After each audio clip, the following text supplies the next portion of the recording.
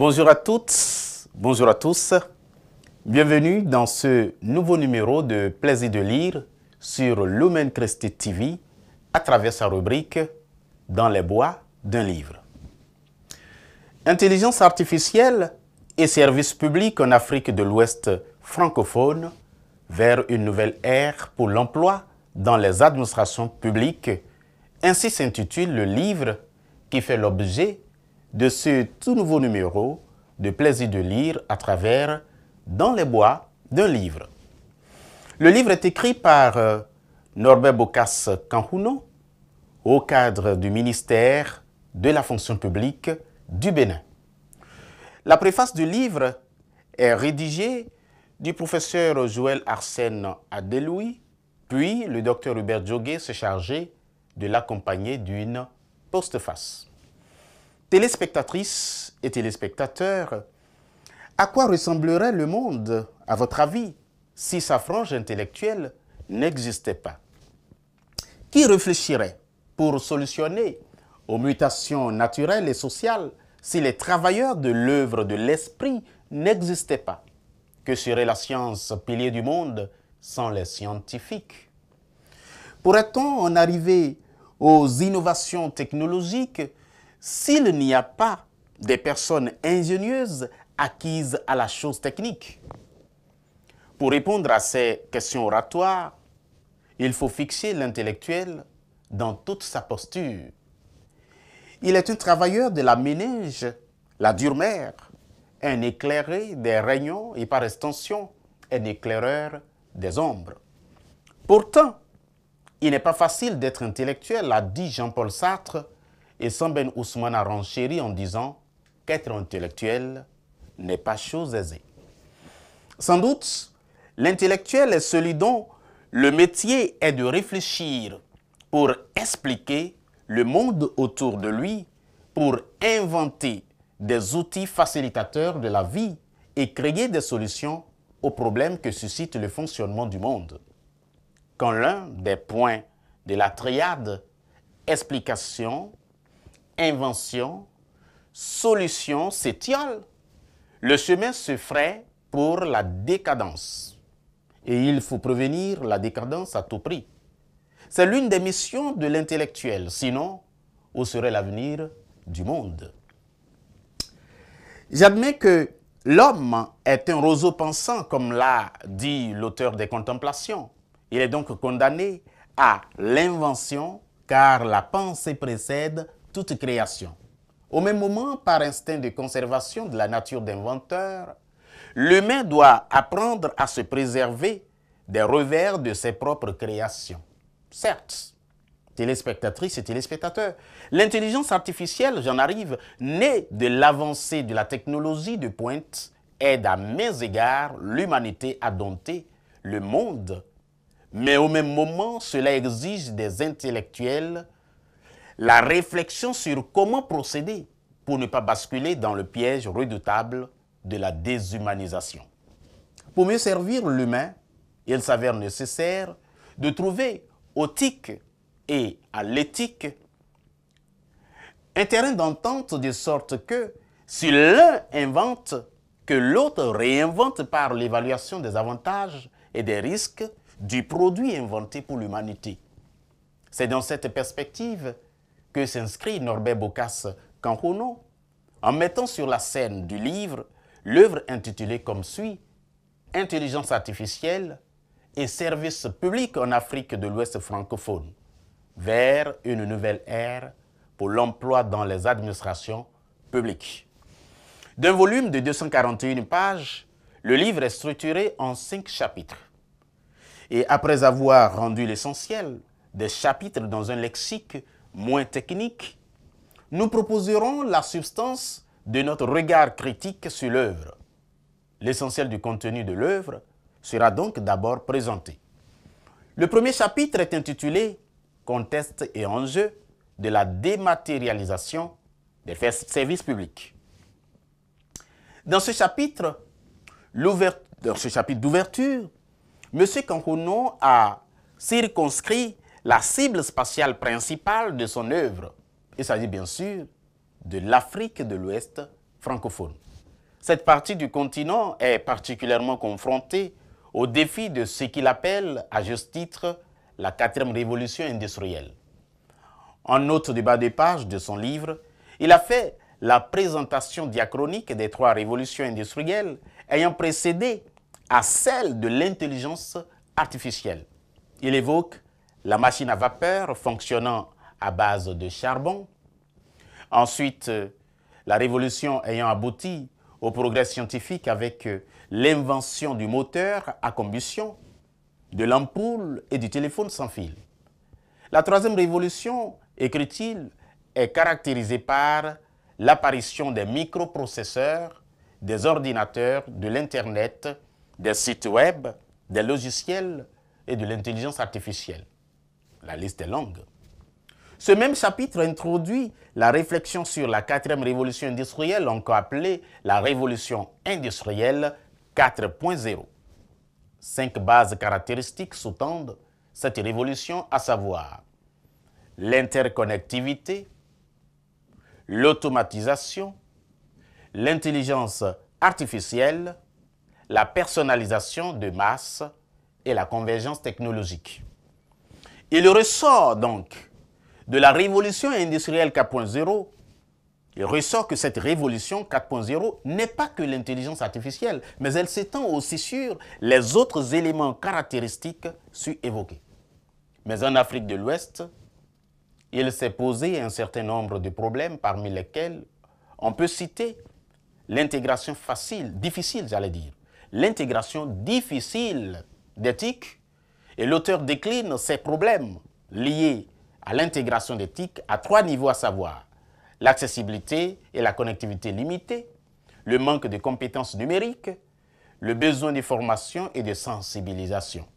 En outre, même si l'intégration d'éthique devenait effective, il faudra contrôler la pratique qui en serait faite pour prévenir les risques de cyberattaques et de violation des données. Il faut donc trouver les moyens pour sécuriser et protéger les données informatisées. Après cela, qu'est-il nécessaire de faire d'autre?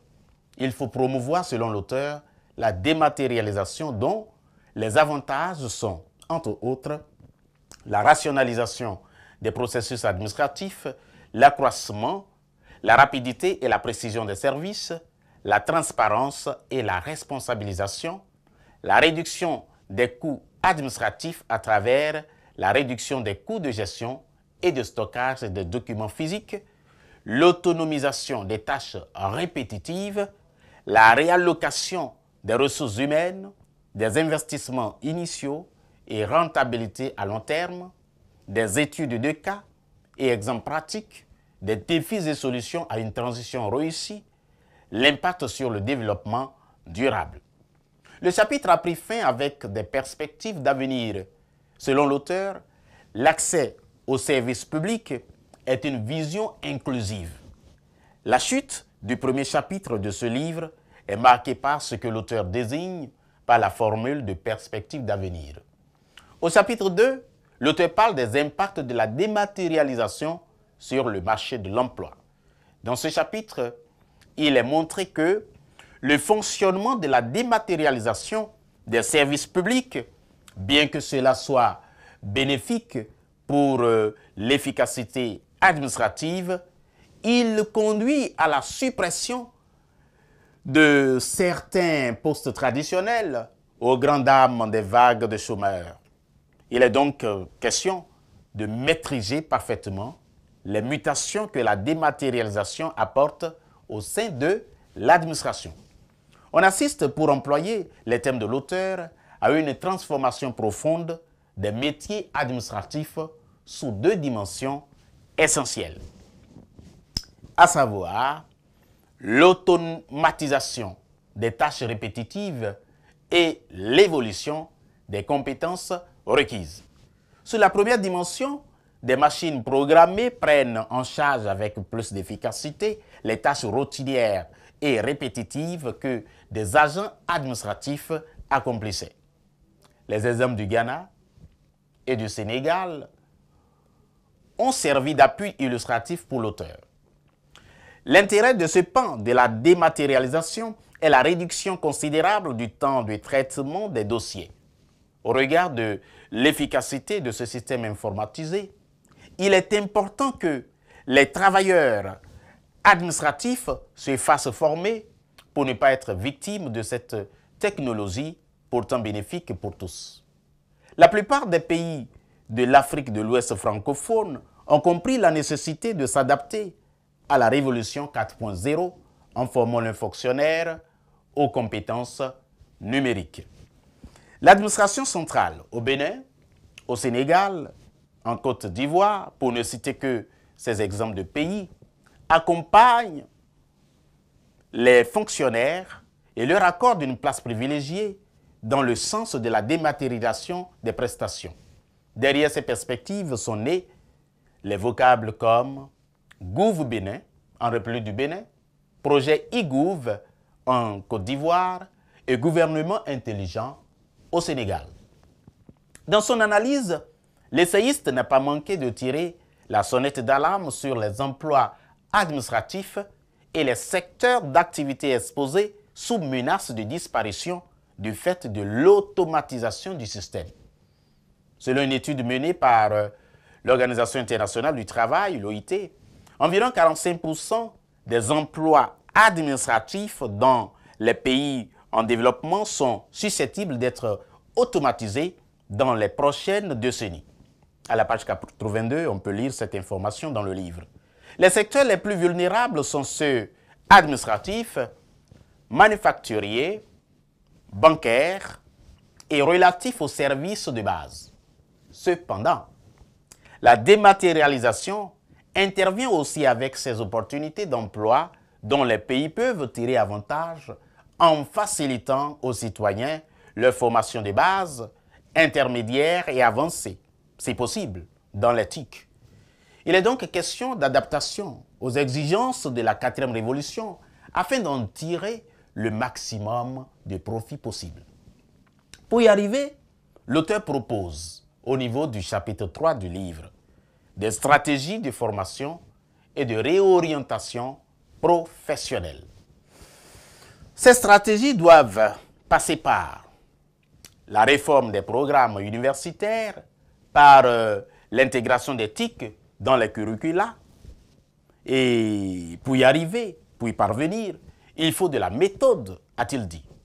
La dite méthode passe par la formation des enseignants, l'intégration des outils numériques au matériel de formation, la collaboration entre universités et industrie pour asseoir des partenariats de recherche et de professionnalisation, des formations adaptées au marché de l'emploi, favorables à la maîtrise des subtilités des technologies de l'information et de la communication. On retient qu'il est nécessaire de mettre sur pied des programmes de formation continue à l'endroit des fonctionnaires par des séances en ligne, des ateliers et séminaires, le mentorat, afin qu'ils prennent le pli du travail par l'usage des technologies de l'information et de la communication. Au chapitre 4, l'auteur propose ce qu'il appelle mesures palliatives et politiques publiques. À l'ouverture du chapitre, il est écrit que le chapitre, bien sûr, s'intéresse à l'examination des politiques de soutien à l'emploi, les initiatives pour encourager l'entrepreneuriat, le développement des infrastructures numériques avec des mesures de sécurité et de protection des données nécessaires pour une transition réussie. En guise de politique de soutien à l'emploi, les dispositions suivantes sont proposées. Subventions pour la formation et la requalification, ne serait-ce que pour faciliter l'adaptation de la main-d'œuvre à la dématérialisation administrative, incitation fiscale pour les entreprises innovantes, une astuce pour renforcer l'innovation et la croissance économique, l'encouragement de l'entrepreneuriat par des programmes de soutien pour les jeunes entrepreneurs.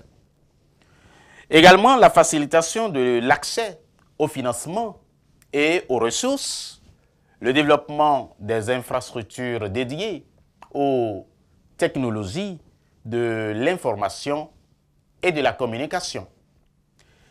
La création des hubs technologiques, c'est-à-dire, l'auteur a expliqué cet emprunt technologique entre les pages 164 et 166, pour dire que hub technologique, encore appelé cluster ou écosystème d'innovation, sont des concentrations géographiques d'entreprises, d'universités, des startups et d'organismes de recherche qui interagissent dans un environnement propice à la création et à la diffusion des connaissances ainsi qu'au développement de produits et services innovants.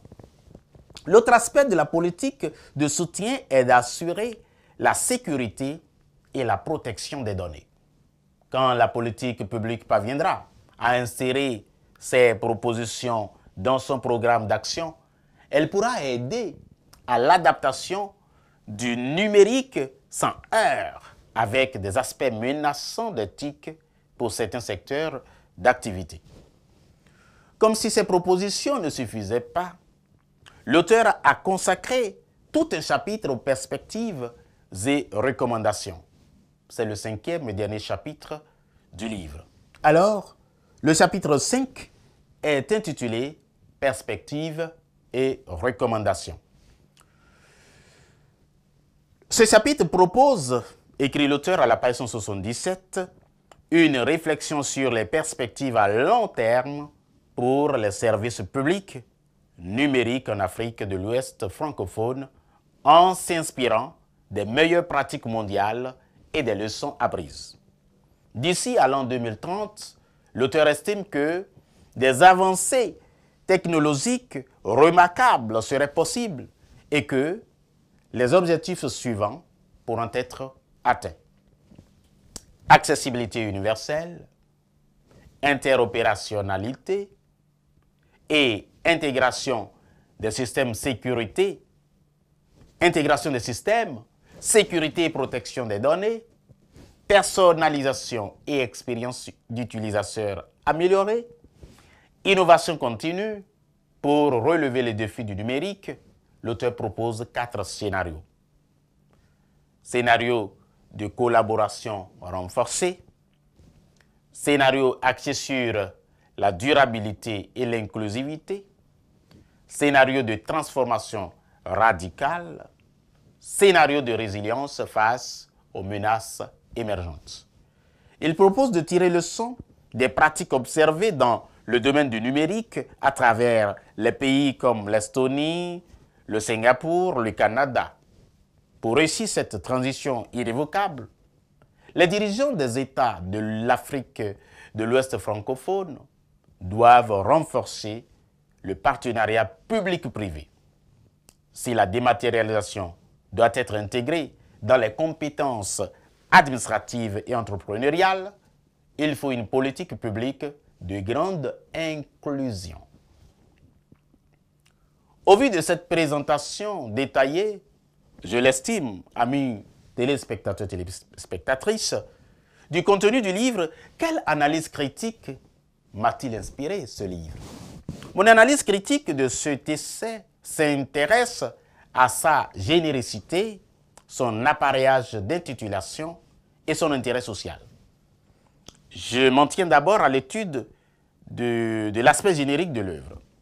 Au classement générique, Intelligence artificielle et services publics en Afrique de l'Ouest francophone, ce livre dont je viens de rendre le résumé du contenu est un essai qui n'est ni littéraire, ni philosophique, ni politique, encore moins religieux. La réflexion de son auteur Norbert Bokassa-Kanhounou est essentiellement centrée sur l'intelligence artificielle, une expression consacrée pour désigner par synecdoque des technologies de l'information et de la communication dans la résultante fonctionnelle de leur pratique. Nous avons donc affaire à un essai technologique. Qu'est-ce qu'un essai? Si ce n'est qu'une réflexion dissertée autour d'un sujet d'actualité ou de préoccupation brûlante qui mérite d'être élucidé au bonheur de la société. En tant que tel, un essai n'est jamais vain. C'est une œuvre de haute analyse dans laquelle l'essayiste décrypte un phénomène social. Dans ce livre, par exemple, l'auteur aide l'Afrique de l'Ouest francophone à saisir l'opportunité des technologies de l'information et de la communication pour l'administration et d'autres secteurs d'activité. Que dire donc de l'appareillage d'intitulation du livre? Dans le contexte de ce livre, j'allais dire, le phénomène abordé est clairement exprimé dans le titre. L'approche titrologique telle que recommandée par Gérard Genette dans Seuil 1972 permet de soutenir la typologie littéraire du titre. Le dit titre renseigne sur la thématique de l'œuvre sans le moindre détour en précisant l'espace géographique de son application. Ainsi formulé, le titre n'a pas besoin de sous-titres pour être intelligible parce qu'il est déjà clair et compréhensible. Cependant, l'auteur, en complicité avec l'éditeur, a jugé bon d'introduire le sous-titre, ne serait-ce que, je me permets de l'estimer, motiver le lecteur à s'informer et à comprendre davantage ce que c'est que l'éthique. Le sous-titre, naturellement fixé en appendice, position d'auxiliaire au titre, est savamment placé pour déconstruire la représentation caricaturale que la grande masse sociale africaine se fait des composantes isotopiques du champ de fonctionnement des TIC. Ces outils de la technologie avancée sont pour la plupart perçus comme des briseurs de travail ou encore des destructeurs de l'assise naturelle du monde. Le titre de ce livre annonce le traitement d'un sujet complexe et préoccupant, l'intelligence artificielle. L'Afrique de l'Ouest francophone comme espace d'études reste une région de notre continent où le pourcentage des analphabètes de la 4e révolution est d'une hauteur écrasante. Même dans le rang de nous intellectuels, la réalité déconcerte. Heureusement, pour ne pas repousser le lecteur, le sous-titre rassure et réconforte par ses mots choisis sur fond d'une communication stratégique. Le groupe syntaxique Nouvelle Ère pour l'emploi suffit pour accrocher quiconque. Au vu de tout cela, l'intérêt de ce livre n'est plus à démontrer.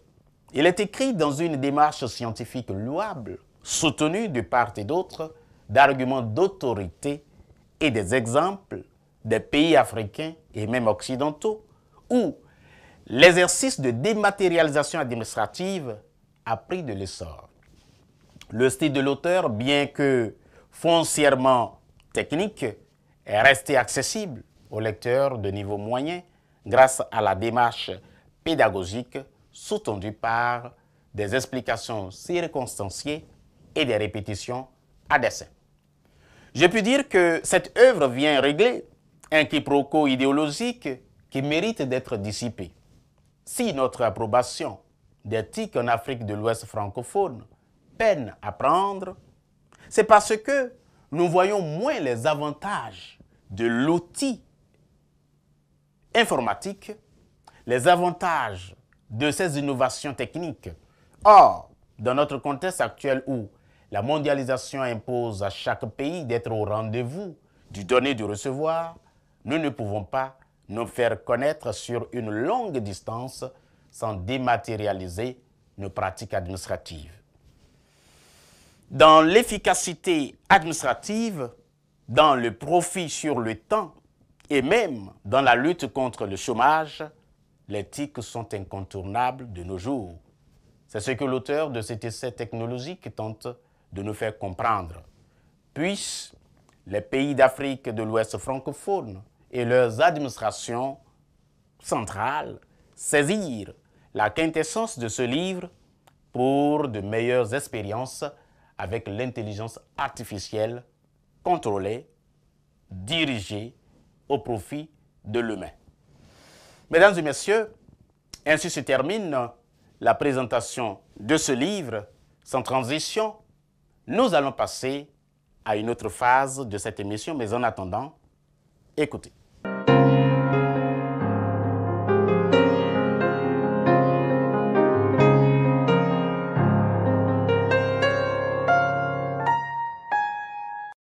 Nous nous intéressons aujourd'hui à l'usage des locutions conjonctives après que et avant que. La règle grammaticale enseigne qu'il ne faut pas confondre les deux, après que et avant que. Il ne faut pas confondre les deux. Avant que implique une idée d'éventualité. Il fait appel à une action qui pourra logiquement succéder à une autre. Il introduit obligatoirement une subordonnée dont le verbe est au mode subjonctif. Exemple, il faut te confesser avant qu'il ne soit trop tard, car il est dit dans une si longue lettre de Mariam Abba que les confidences noient les douleurs. Il faut te confesser avant qu'il ne soit trop tard. L'auxiliaire être est au subjonctif. Le verbe être se trouve conjugué au subjonctif, je l'ai dit, simplement parce qu'il est annoncé par avant que. Par contre, la locution conjonctive après que implique une action déjà accomplie. Du coup, le verbe de la subordonnée introduite par après que se met à l'indicatif. Exemple, grand-père a raconté l'histoire après qu'il a fini de manger.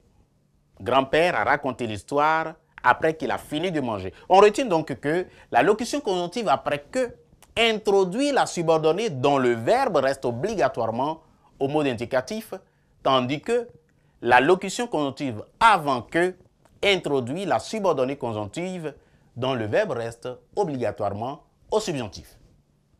Avant que, après que, les deux ne sont pas à confondre. Mesdames et messieurs, c'est tout pour ce numéro de Plaisir de lire sur Lumen Christi TV, que je vous remercie sincèrement d'avoir suivi. Merci d'avoir été des nôtres. Gardez le contact toujours avec Lumen Christi TV à travers nos différentes émissions. À la prochaine.